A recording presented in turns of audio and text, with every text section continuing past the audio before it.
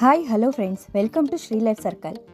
ನಾವೆಲ್ಲ ಪ್ರತಿದಿನ ಮಾಡೋ ಕೆಲಸಗಳಲ್ಲಿ ಹಾಗೆ ಉಪಯೋಗಿಸುವ ವಸ್ತುಗಳ ಬಗ್ಗೆ ಜಾಸ್ತಿ ತಲೆ ಕೆಡಿಸ್ಕೊಳ್ಳೋದಿಲ್ಲ. ದಿನವೂ ಮಾಡುವ ಕೆಲಸದಲ್ಲಿ ಬದಲಾವಣೆ ಇರಲ್ಲ ಅಂತ ಮಾಡ್ತಾ ಇರ್ತೇವೆ.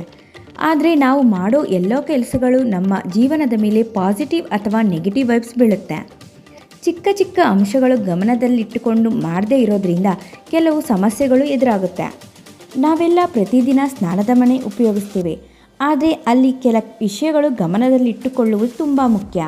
ಸ್ನಾನದ ಮನೆಯಲ್ಲಿ ಏನಪ್ಪ ಅಂತ ಸೀಕ್ರೆಟ್ ಇದೆ ಅಂತೀರಾ? ಹಾಗಾದರೆ ಈ ವಿಡಿಯೋ ನೋಡಿ. ಸ್ನಾನದ ಮನೆಯ ವಿಷಯಗಳು ಎಷ್ಟು ಇಂಪಾರ್ಟೆಂಟ್ ನಮ್ಮ ಜೀವನದಲ್ಲಿ ಅಂತ ಗೊತ್ತಾಗುತ್ತೆ. ಈ ವಿಡಿಯೋ ನೋಡೋಕ್ಕೂ ಮುಂಚೆ ನಮ್ಮ ಚಾನಲ್ನ ಸಬ್ಸ್ಕ್ರೈಬ್ ಮಾಡಿಲ್ಲ ಅಂದರೆ ತಪ್ಪದೆ ಸಬ್ಸ್ಕ್ರೈಬ್ ಮಾಡಿ, ಹಾಗೆ ಪಕ್ಕದಲ್ಲಿರೋ ಬೆಲ್ ಬಟನ್ ತಪ್ಪದೆ ಪ್ರೆಸ್ ಮಾಡಿ.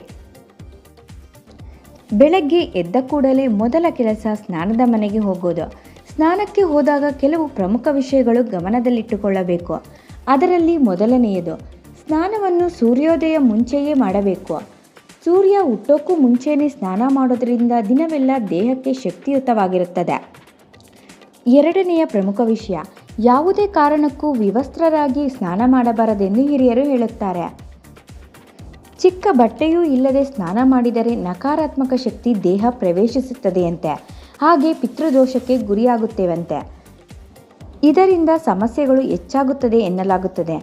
ಅಷ್ಟೇ ಅಲ್ಲ, ಗಳಿಸಿದ್ದನ್ನು ಉಳಿಸಿಕೊಳ್ಳಲು ವಿವಸ್ತ್ರರಾಗಿ ಸ್ನಾನ ಮಾಡಬಾರದು ಎಂದು ಹೇಳುತ್ತಾರೆ. ಮೂರನೆಯದಾಗಿ, ಸ್ನಾನ ಮಾಡುವಾಗ ಮೊದಲ ಚೆಂಬಿನ ನೀರನ್ನು ಭುಜಕ್ಕೆ ಅಥವಾ ಹೊಟ್ಟೆಯ ಭಾಗಕ್ಕೆ ಹಾಕಿಕೊಳ್ಳಬೇಕಂತೆ. ಮೊದಲು ಹೊಟ್ಟೆಯ ಭಾಗಕ್ಕೆ ನೀರಾಕಿದರೆ ದೇಹದ ಶಕ್ತಿ ಹೆಚ್ಚಾಗುತ್ತದೆಯಂತೆ. ಹಾಗೆ ಭುಜಕ್ಕೆ ಹಾಕೋದ್ರಿಂದ ದೇಹ ಆಯಾಸ, ಒತ್ತಡದಿಂದ ಮುಕ್ತಿ ಪಡೆಯಬಹುದಂತೆ. ನಾಲ್ಕನೆಯ ಪ್ರಮುಖ ಅಂಶ, ಸ್ನಾನವನ್ನು ಪೂರ್ವಾಭಿಮುಖವಾಗಿ ನಿಂತು ಮಾಡಬೇಕು. ಇದರಿಂದ ನಕಾರಾತ್ಮಕ ಶಕ್ತಿ ದೂರವಾಗಿ ಸಕಾರಾತ್ಮಕ ಶಕ್ತಿ ಪ್ರವೇಶಿಸುತ್ತದೆ ಎನ್ನಲಾಗುತ್ತದೆ.